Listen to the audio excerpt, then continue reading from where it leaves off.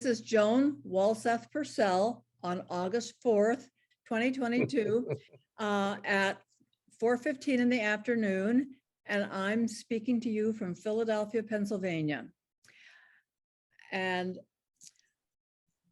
first, let me thank you for agreeing to be recorded for the oral history collection of the Washington Museum and Cultural Center in Worland, Wyoming. We have two goals. First, that our class of 1960 tells what life was like for kids and teenagers in Worland from 1941 to 1960. The second goal is that we share how growing up in Worland impacted our adult lives. So would you please give us your full name and where you're speaking from? Okay, my full name is Eliseo Alex Briceno. In school, I was known as Montoya. And I'm speaking to you from Richmond, Texas. Presently having my cancer checkups at Houston, Texas with MD Anderson Cancer Center. Okay. Is there another name you were known with in Worland? Did you have a nickname of any kind? Yeah, my nickname is Alex, and my last name was Okay. and my last name was Montoya at that time because it was my stepdad. Okay. Were you born in Worland? Yes, I was. Okay. What brought your family to Worland? Why were they living there? Well, from what I understand, my mother was married in Powell, Wyoming to my father, and she went back to Worland when I was about a year old. They went through a divorce. He was a Marine in the Marine Corps. And back then, I guess they were doing a lot of drinking, so she didn't like it. She went back home. Okay. So her home was in Worland growing up? Yes. Was she born there? No, she was born in Cheyenne. Oh, okay. They ended up in Wyoming because my grandfather worked for the railroad. I see. So did he work for the railroad after it came to Worland, or did he work on building the railroad tracks? I think it was already there when he transferred up from there down south somewhere. Was your home in town, or did you live outside of town? No, we're in town. Okay. As known as on the other side of the tracks. Okay. If you were to close your eyes, what do you remember about the sights and sounds and smells in your neighborhood? Oh boy. One is a real good memory was the Holly Sugar Plant. It's how stinky it would get certain times of the year. We were down there pretty close to it. It smelled bad. I remember that. What about downtown Worland? What do you remember about downtown Worland? Wow. Oh, I don't know really. There was a movie theater and a couple of drug stores, a music store. So you didn't spend much time down there? No, not really. Okay. We hung around pretty close to home. Okay. Do you remember what the area surrounding Worland looked like? The hills and countryside? Oh yeah, spent a lot of time in the hills. Me and Oni and our whale used to do a lot of hunting out there with our rifles. Okay. We got to know the area pretty well. We walked it all the time. Okay. Tell me, do you remember anything about World War II? No, I don't. I was trying to think about that question. I'm trying to think, what would you remember about a war? Okay. So I don't remember a thing. You don't remember any family member being in the service? No. Okay. Do you remember the elementary school you went to? Yes, we had an elementary school on our side of the tracks, and all of us went to school there through the 5th grade, and then we went up to the junior high school. I see. What do you remember about your school? Do you remember any particular teachers? Yeah, one of them, I was trying to think of her name earlier. Uh, she'd walk around the room with a sharp pencil and poke you if you weren't doing things right. Come up behind you, you know she was there, and you get a poke. Okay. Especially if you turn around and try to ask a question to your classmate next to you. I was on bam on the head. So do you remember the elementary school with fond memories, or were you afraid of any of the teachers? No, I wasn't afraid of any of the teachers, any people in the school, actually. Okay. When you went to the junior high in fifth grade, what do you remember about junior high? The long building, I remember it kind of struck me different because we were used to our building down the other side of the tracks. And I don't know, just a lot of room. So it was a big school.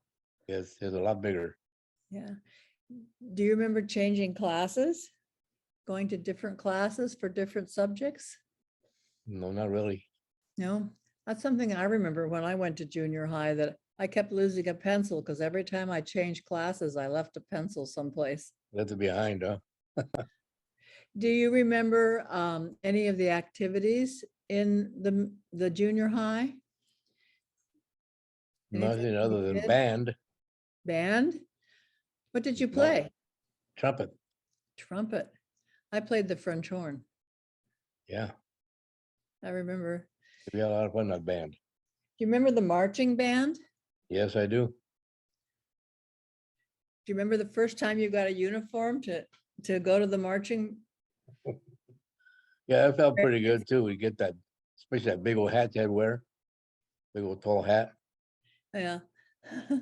It was fun. It was exciting to go on the bus and travel to another town and get our band uniforms on and march in the parade. Yeah, that was kind of fun. Do you remember our leader,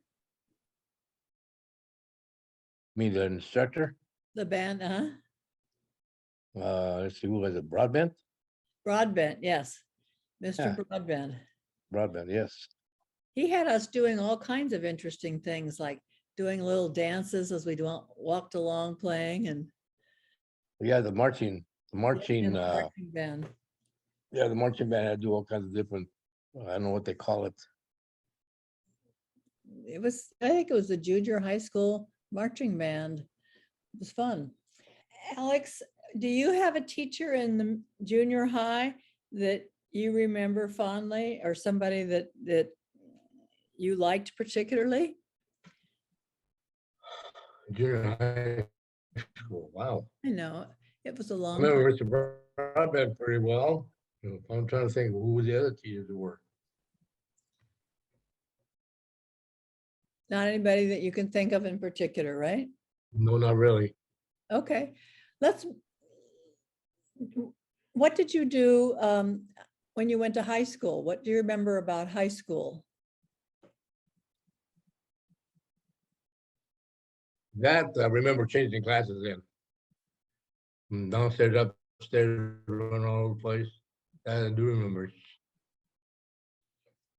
Do you remember any activities in high school? Did you belong to any clubs? Were you on any teams? No. When I was in school, I really didn't get into anything. I just played in the band and went out for wrestling. So that's the only thing I did. Okay.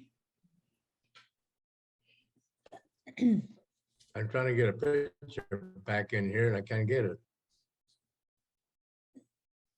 What did you do after school? Usually work. Where did you Did a lot work? of working when I was in school. I worked for Pepsi Cola. I work at Pepsi Cola loading trucks and whatever. Then I went to work. Well, during junior high, whatever, growing up, we worked out in the beef fields quite a bit because my stepfather required us everybody to work. Then I got tired of working out there because it got too hot and too many mosquitoes. And I said, "Can I find something else to do?" He says, I don't care what you do as long as you're working. Okay. I went to work for store there in town. You have to excuse my memory right now because all this stuff I'm doing here, the medication, whatever, it's got me all upside down. Probably I can't remember half the things you want to know. What store did you work for? That's the one I try to think of. Okay. It wasn't the Alex's, was it? The grocery store, or was it a grocery No, it store? was a clothing store. A clothing store? Hank's? No, it was right on the corner of the street Was it, oh, maybe Penny's? next door to Penny's. Next door to Penny's. I don't know what that would be. But anyway, what did you do in that store? And I sold clothes. Sold clothes. All right. Did they have, They hired me. They hired me because I was bilingual. oh, I okay. sold a lot of clothes to the migrants, lots and lots of clothes. And then they had I'm sure being bilingual was something that was valuable.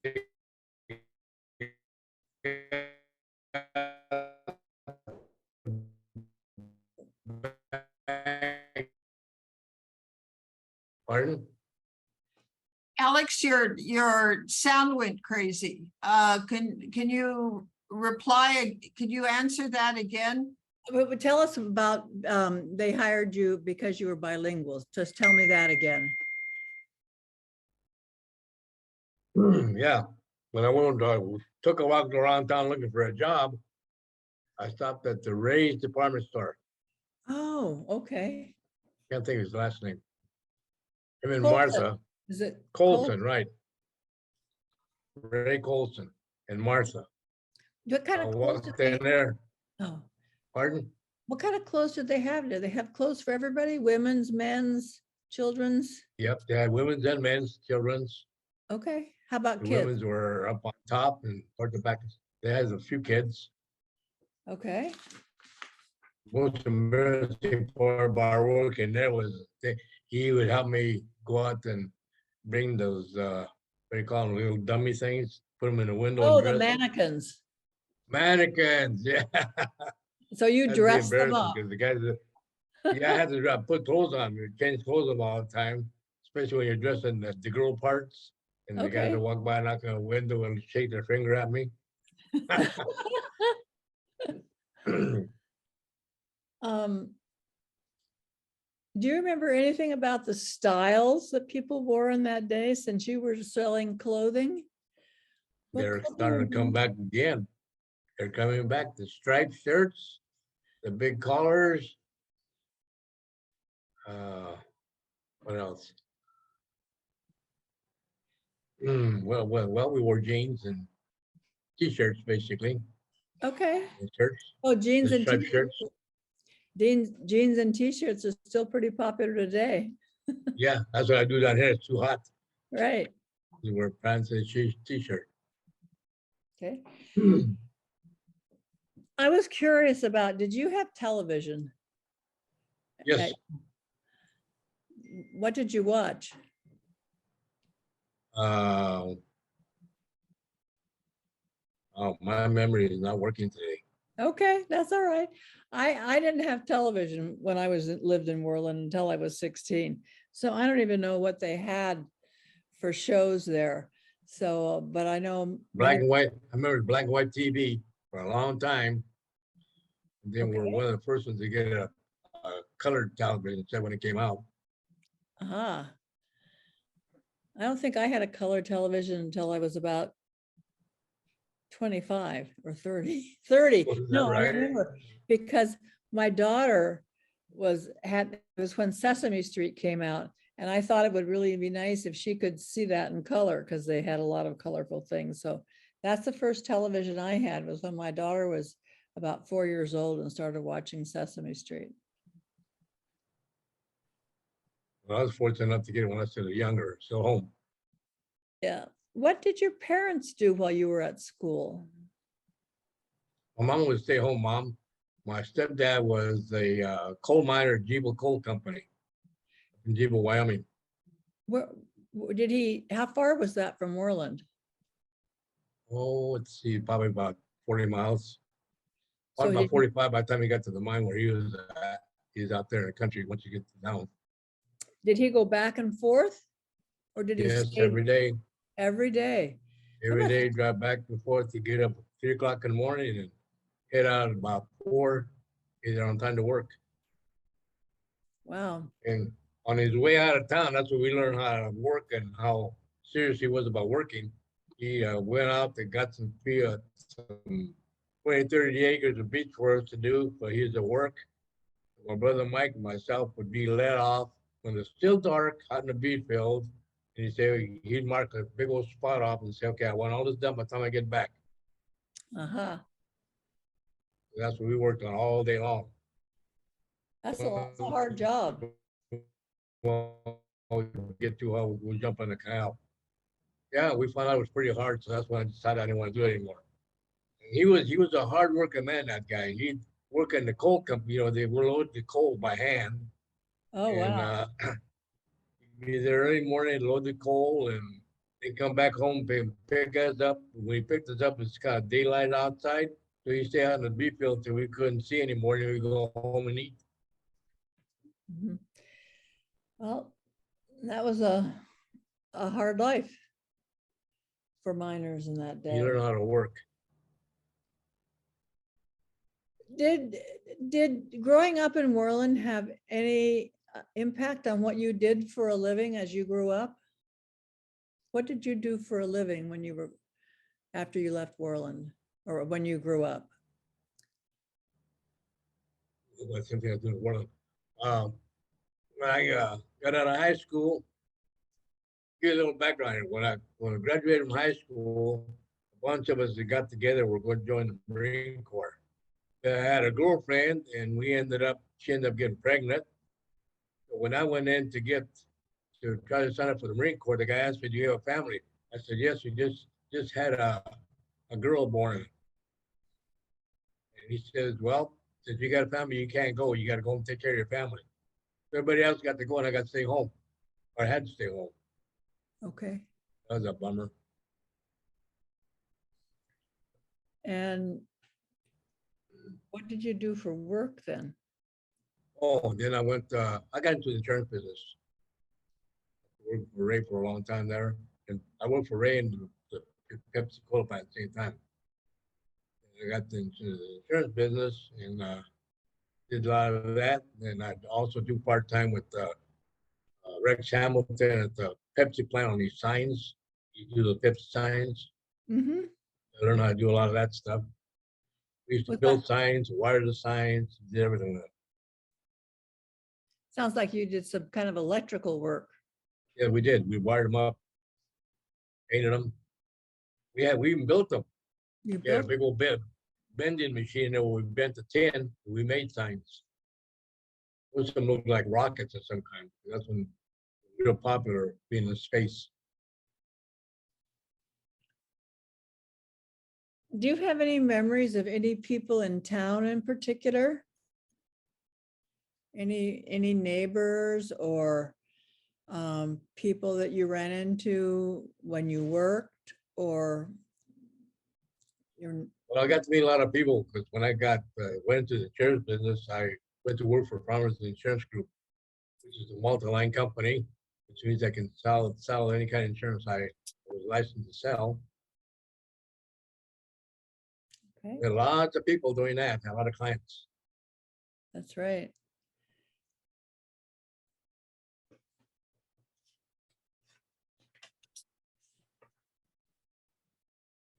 Did you have grandparents in town? Yes, I got to know both my grandparents. Miguel and Elvira Ramos, they run next door to our parents. They Okay, bought property on 200 Bighorn Avenue behind the school there and built 2 houses there, one for grandma, one for our house. were your grandparents important to your life when you were growing up? Very, very important, yes. Spent a lot of time with them. What did they teach you? hot food. about life. About life, just take care of your family, because that's what we grew up working all the time anyway. Okay. Is there any experience that you would have liked to have had growing up in Worland that wasn't available to you? Experience, huh? Well, I would like to have a little more knowledge of what was available as far as schooling was going on. Okay, Once I got out of there and start, now down here in Texas, we have grandkids down here too. And there are so many programs these kids can get into down here. oh, like some programs, like vocational programs and things like that, you mean? They got anything you want to get into. They got computer classes. Oh, These kids are computers? young down here doing all that Okay, well, that we don't know computers, how to do, you know. They do the computers, they do, well, right, they get to try everything. These kids down here do football, taekwondo, swimming, okay. soccer ball, they do everything. And they get, of That course, would they be get the computer nice. classes too. It would have been nice to have those things when we were growing up. Yeah, that stuff all costs money down there. You gotta pay for it. Do you still keep in touch with any of your classmates or friends from Worland?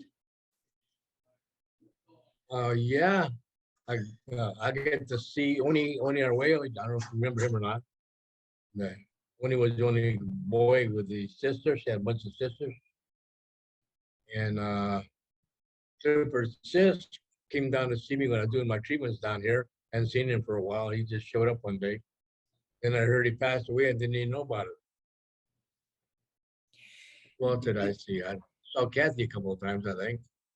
Went back and forth. Can you think of anything that growing up in Worland impacted the rest of your life?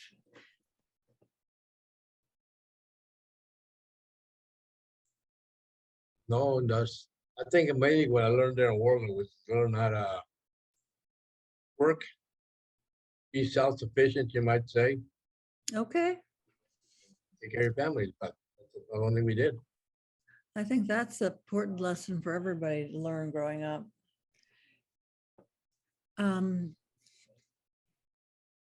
Kathy, do you want to step in? Do you have any additional questions that you might like to ask Alex? Yeah, Alex, I remember dancing and having such a good time dancing to Sal and the Sons of Sound, Salvador Oh, yeah, Favela. And Sal was your cousin, wasn't he? Isn't yes, he? he's my cousin. His mother was my mother's sister. Well, did you ever play with Sal and the Sons of Sound? Because you said you played trumpet in junior high band. I was a second horn. He played first horn, I played second horn, and I was also the band manager. I did all the bookings. So how did you know that you had a gift as a salesman? What led you to Ray's department store? And how did they recognize that you were good at sales? Because Oh, that's I don't know become about- your I whole don't know. life. That's your profession. Yes. I guess he found out soon enough that I wasn't very bashful as far as meeting people. And curious. And he asked me if I could speak Spanish. I said, yes, I can. He says, okay, I'm gonna hire you and give you a shot here. So we tried it and it worked out good because those guys, once they found out I was there, we had to have a line to try to get in that store. Well, a lot of clothing, we moved a lot of merchandise. What kinds of clothing did the migrant workers buy? Because they were out in the fields doing Yeah, all that. they bought work. jeans and shirts, underwear, socks. What I learned from them is a lot of those boys that came up here to work also had college education down there. That there was no What? work for them. Yeah, they had degrees and some type or the other. One guy got to know real well. He was an accountant for some big firm down there that got shut down. So he had to work and get money for his family. So he came with the boys to work up here.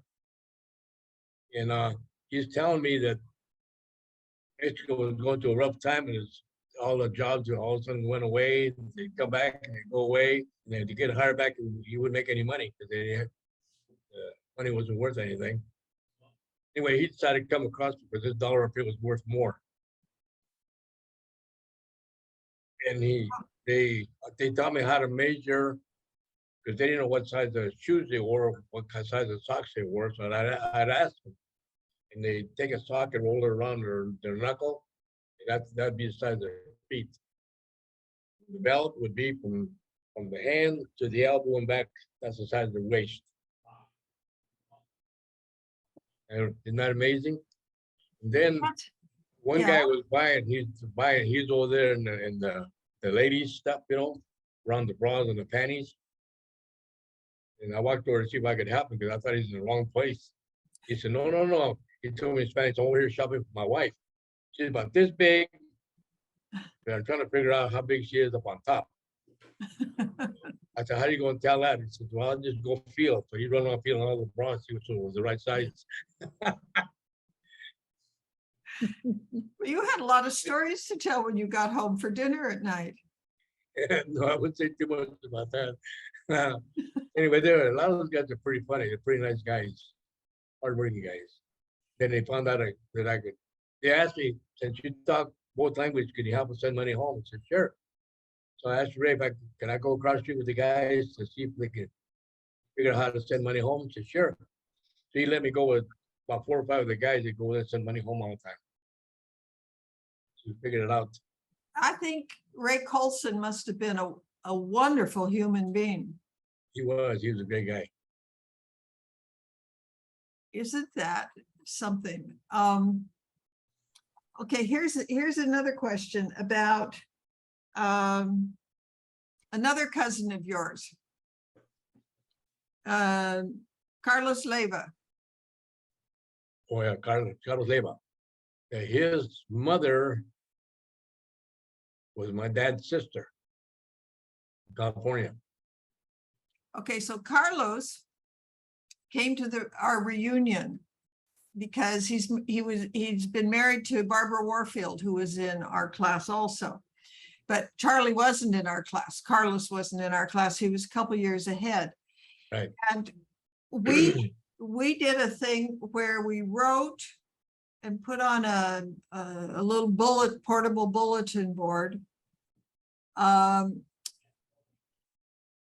What was the best thing about growing up in Worland? And he wrote that it was that for the first 4 grades, he was able to go to a school where they had Anglo teachers, but all the kids spoke Spanish and were learning English. And that was what he was most grateful for. How do you feel about that?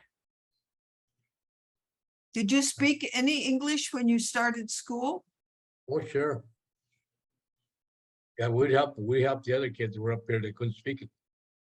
We teach them how to speak English and what words to use and what not to say, that type of thing.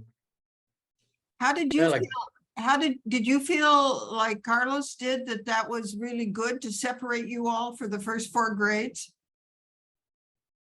It's a real good idea. I can see where Carlos would think that because he became a teacher and he knows how hard it is for kids to pick up a language when they first get into it. So I'm sure he understands the trouble some of those kids had trying to adjust to new ways and new languages and not to feel too bad. Because there was time that they were called names or whatever. So the kids that got to speak it, got better at it. They was made fun of anyway because they still had an accent, and they would come back and tell us they were kind of ashamed to be Mexican or Spanish because everybody's making fun of them because they had an accent. So we try to encourage them to say the accent is not a problem at all. It's to just be yourself, do your studies, and learn the words you need to learn. So they ask us questions how to say things and what to do and what not to do, kind of. So you give them a little guidance. But as far as speaking it, we're right there. We live right next to the school. How do you feel about the school being closed down? At first, I was kind of figuring what's going to happen to all the kids. But I think they all made a pretty good adjustment. Just decided to go to regular school on the other side, as we call it. Did you call it the other side? Yeah, the other side of the tracks. maybe the adjustment was easier because there were more people that knew English, more parents that knew English, so more kids knew English. Do you think that was part of it? Yeah, that was part of it. Plus, there was already, people like us already going across, going on the other side of the tracks, going to school. So the younger ones would see us go over there and we get to visit with the younger ones because they had a big old basketball court in the back of that school, if you guys remember. And we'd always be back there playing basketball with the little guys and guys our age. We got to know the little guys that were trying to learn things. We kind of, you might say, we kind of helped guide them along because they felt better knowing that we were already there. They wouldn't being the first timers. I don't know how to explain that part. No, because some of us who are on the other side,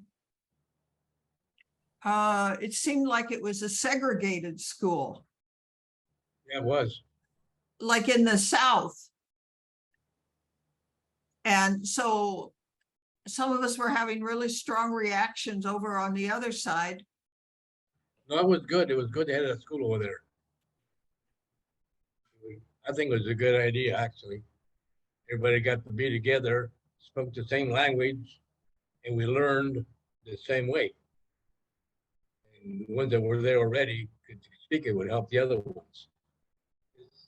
I think it was a pretty good idea. Then as years went by, we graduated from there, went to the other side of the tracks, you might say. So the little guys started seeing us that weren't quite there yet. They'd ask us questions, how was it over there? How is it over there? We said, well, we're a little bit bigger now, so some of those guys that are kind of bullies aren't bullies anymore. You know, get to the point where you just start standing up and saying things back to them or doing things back to them. We wouldn't fight with them. We'd ask them if that's what they want to do. Come on, let's do it. And they wouldn't do it.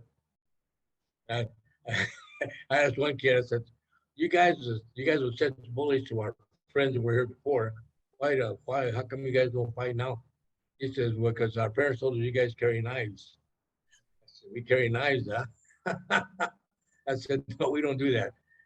We don't have to carry a knife. We take care of ourselves with our fists and our feet or whatever we have to. How Don't did you do learn? knife. How did you learn to fight? Did you have older brothers, older cousins? No, I was the oldest. We had older guys, like the Hernandez bunch and the Leyvas that were older than we were. And, well, you learn, say the wrong thing, you get socked inside the head. When you get older, you go back and sock them inside the head. What How you about what was it like for the girls? Did they have to stay home and do housekeeping and take care of the little ones? Definitely. Yeah, you didn't see very many girls out playing basketball. That wasn't the way to be around boys all the time. Were the girls discouraged from going on? Do you think? It seems like a lot of the girls got married by the time we graduated from 8th grade. There weren't hardly any Mexican girls in high school by the time we got to high school. Or is that just my memory is faulty? I don't know. That's kind of my memory. Well, a lot of the girls that I grew up with went to high school. Like our Wario girls, all the Leyva girls, Yeah, B. Leyva. Yeah. Rodriguez. The ones that I grew up with went to school. They went to school. The younger ones probably were taught to take care of things at home, you might say. A lot of babysitting, I know that. Where did the Pepsi signs go? Were they just local? Or did they put them all over the whole Pepsi region? And what was the Pepsi region? The Pepsi region, as far as what Warren was taking care of, was, as far as I knew, we made signs for places up in Powell, Thermopolis, down Riverton, and all around Worland. Everybody needed a sign. We had one, the little ones that they could have for free, and then the other ones that had to pay for, the bigger ones, the ones we had to build. And then as Pepsi expanded, they started buying other warehouses, so we make Pepsi products for that world, those warehouse. I learned how to drive semi with Lilo Munoz. He's a semi driver, and I got to ride along with him, so he taught me how to drive semi. We used to deliver down to Casper. They call it the load and unload people. We'd haul we call them the folds, the full bottles. We'd haul from Worland down to Casper, unload the full ones and load them with empties. We'd come back. So we did that maybe about 2 or 3 trips a day on that, on the Riverton, Casper, whatever. 2 or 3 Run back trips and a forth. day? Wait, just a second. 2 or 3 trips a day Yeah, to Casper? no, to Casper and back home, then down to Riverton and back home. That's a lot of driving. Yeah, that's what we have. That's why I learned how to drive to get help out. When did you leave Worland? 70. 74. I left Worland in 60 because I want to go to, I went to Billings to see if I could get into school. Did the Billings for, year or 2, I think, a year. Then went back home. Then back into Billings again. I run back and forth to Billings quite a bit. Never got to school. Had to go find jobs, had to go to work. Well, I think that happened to a number of people. Yeah. Let's see. Why did your stepfather not live in Jibo? Have you all in Jibo? We did have a house in Jibo for the winter time. Then when we got older, we stayed in Worland because we had to go to school. Okay. We had a house in Jibo till we got old enough to go to school. We went to school in Jibo for about a year or so, and then we came to Worland for school period. And my dad would drive back and forth to work. Whoa, what a sacrifice. And Yeah, how nasty to be out. What did you do in the beet fields? People, it's going to be so automated. Nobody will know what that stoop labor was like. What was it like, Alex? well, you spent all day long bent over or crawling on your hands and knees, or not on your knees, basically. You kind of scoot all the way up the row, and you would sort out the beets. You leave one plant for every hole. You know how big the holes were. Okay, one plant had to be on either end of those. You got done. You hit it, get the stuff out of the middle, and while you're doing that, the other hand goes to the back and thins that beet out. There's 2 plants together. You take one out, pull it out, and leave the other one alone. You learn how to be pretty fast at that all the way up. Just keep on holding. Your hands keep falling, just thinning out the beets. That's why they call it beet thinning. You had to leave one plant, but every 10 inches or so, over the length of the hole was. All the way Because- across. Because they couldn't, because it wasn't automated for where Right, you space the seeds. They just put the seeds all straight along the row. exactly. We were hired to thin out the beets. That's what we did. I It's, thought, The Go first ahead, week, please. the first week, you get very, very sore. Back of your legs, your back, everything just aches like crazy. And then the more you do it, all of a sudden you don't hurt anymore. It's a process. now, the sugar beets were grown from seeds? Yes, ma'am. They're grown from Yes, seed. from seeds. Now, I think they also grew beans there. Was it soybeans in the area? Yeah, I think they were.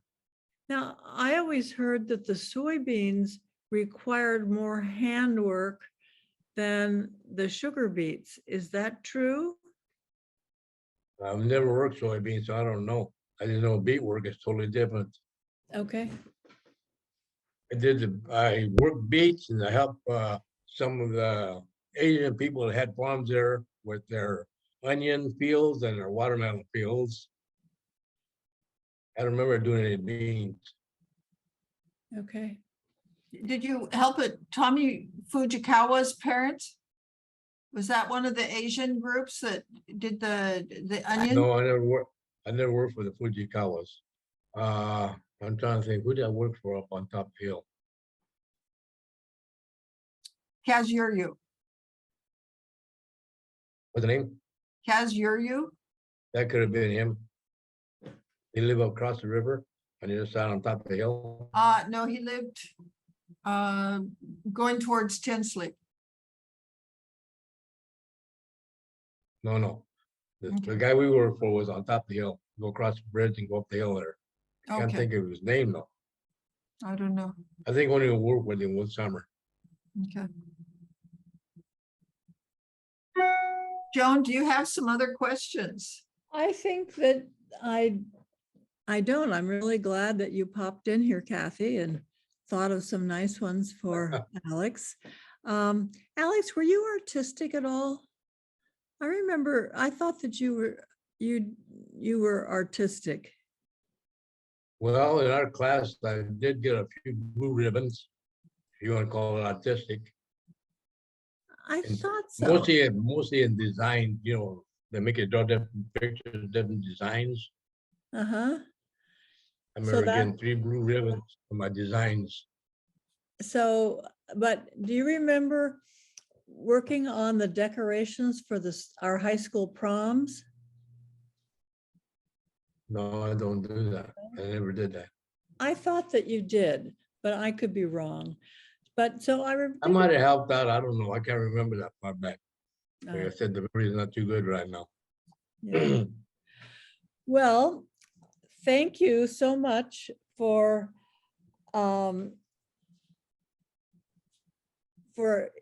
giving us your stories and talking about your experience in Worland, because I think that your edition will be a lovely one to have in the archives for all of Wyoming. Thank you for contributing. Thank you for having me.